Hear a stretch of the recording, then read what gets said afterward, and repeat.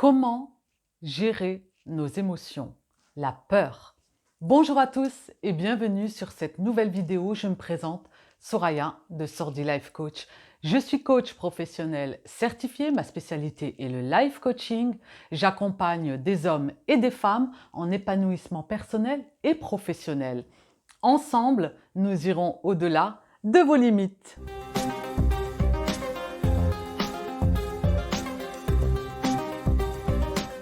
Comment comprendre nos émotions? La peur. Avant de commencer cette vidéo, je vous invite à vous abonner à cette chaîne, à mettre un petit pouce bleu juste en dessous et de la partager. La peur, sa principale fonction est la protection.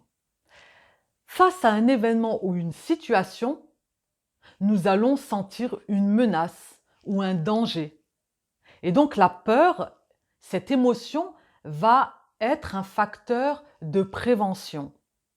Donc, par rapport à notre comportement, nous allons avoir un comportement de fuite.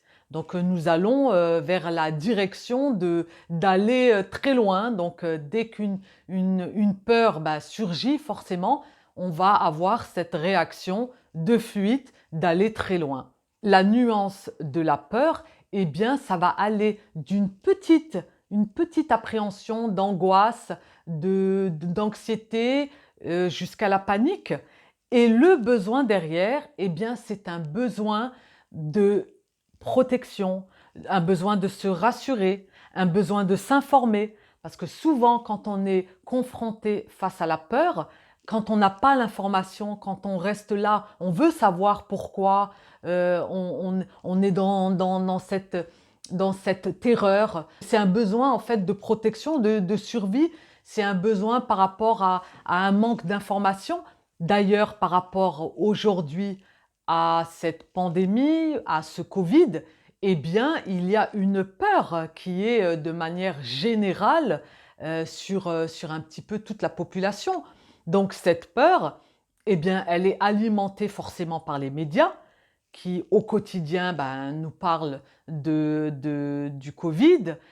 Aujourd'hui, voilà, il y a la vaccination, les étapes d'étape en étape, et des personnes qui sont voilà, dans cette peur vont rester ensuite, c'est un peu, ça se rejoint comme avec la tristesse, du moment où une émotion, on commence à la matérialiser, à l'alimenter par nos pensées, comme j'aime à dire que nos pensées, nous en avons 60 000 environ par jour qui court-circuitent dans notre esprit. Et si nos pensées, bien évidemment, sont orientées vers la peur, vous imaginez au quotidien le nombre de pensées qui vont court-circuiter dans notre esprit.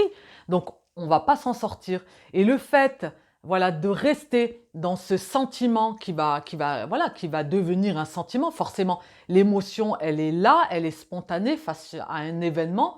Je vous disais, on va sentir la menace, le danger. Donc, notre réaction, ça va être la fuite.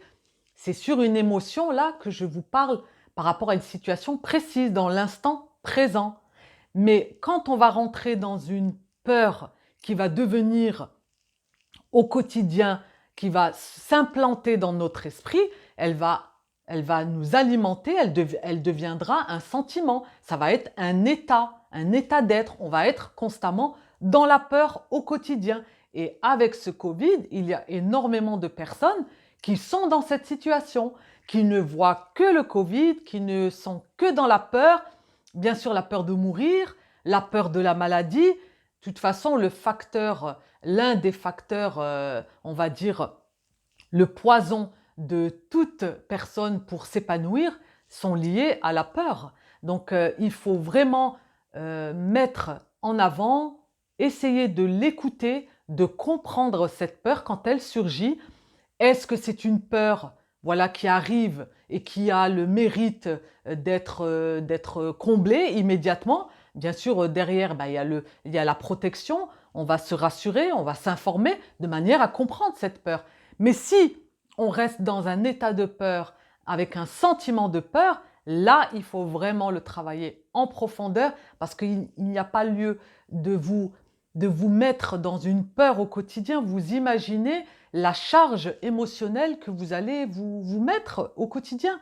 Donc voilà, le message derrière la peur, c'est de nous signaler d'un danger, tout simplement. Et derrière cela, il faut faire attention de ne pas rentrer dans une paranoïa où la peur doit être partout, à tout bout de champ. Donc je comprends qu'il y a des personnes qui ont peur, mais cette peur-là, elle doit être orientée face à une situation bien précise. Ensuite, si elle devient un état d'être, un sentiment de peur, il faut absolument le travailler parce que vous pouvez être pollué toute votre vie simplement à cause d'une peur qui parfois peut être infondée ou imaginaire. En tout cas, je reste à votre disposition si vous souhaitez approfondir l'un des aspects de votre personnalité. Je me ferai un plaisir. Je vous remercie d'avoir suivi cette vidéo. Je vous invite à vous abonner à cette chaîne si ce n'est pas encore fait, à mettre un petit pouce bleu, un petit like et de la partager. Je vous dis à très vite pour de prochaines aventures en vidéo et n'oubliez pas que la clé est en vous. Bye!